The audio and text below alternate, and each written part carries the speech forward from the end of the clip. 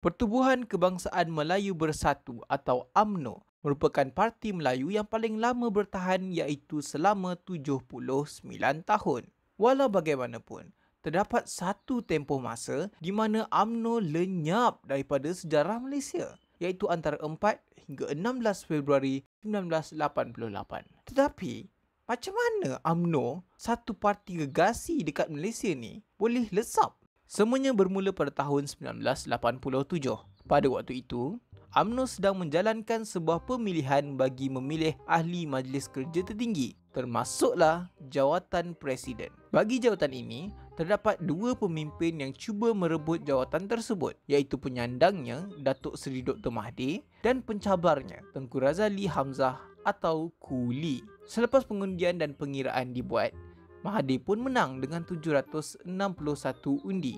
Walau bagaimanapun, penyokong Kuli enggan menerima kekalahan tersebut. Mereka, yang lebih dikenali sebagai UMNO 11, telah membawa kes ini ke Mahkamah Tinggi Malaya untuk membatalkan keputusan pemilihan tersebut.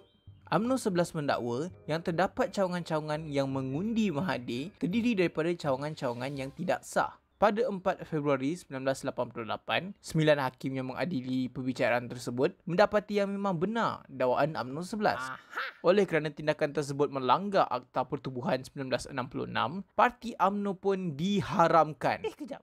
Apa? Selepas pengharaman UMNO, secara teknikalnya, Mahathir bukan lagi Perdana Menteri sebab parti terbesar di dalam BN ialah MCA. Tetapi disebabkan ahli-ahli parlimen masih menyokongnya, beliau masih kekal sebagai Perdana Menteri. Jadi, apa orang-orang UMNO buat untuk menjadikan parti itu sah kembali? Pada 8 Februari, Tunku Abdul Rahman dan disokong Kuli cuba untuk tubuhkan UMNO Malaysia. Mahathir pula bertindak balas dengan memohon pendaftaran bagi penubuhan UMNO 88. Namun demikian, pendaftar pertubuhan menolak kedua-dua cadangan tersebut dengan alasan yang UMNO yang asal masih wujud tetapi diharamkan. Jadinya, tak bolehlah nak guna nama yang sama. Kejap, kalau kita gugurkan nama UMNO daripada senarai pertubuhan, kita boleh tubuhkan parti baru menggunakan nama samalah. Secara teorinya, ya.